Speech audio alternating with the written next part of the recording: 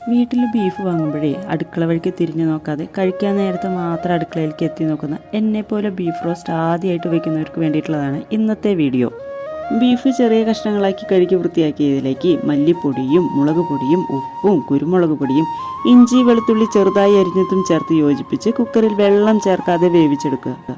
ചൂട് കെട്ടിയുള്ള പാത്രത്തിൽ വെളിച്ചെണ്ണ ചൂടാകുമ്പോൾ അതിലേക്ക് ഇഞ്ചിയും വെളുത്തുള്ളിയും ചേർത്ത് മൂത്ത് വരുമ്പോൾ സവാളയും കുറച്ച് ഉപ്പും ചേർത്ത് നല്ലപോലെ വഴറ്റുക.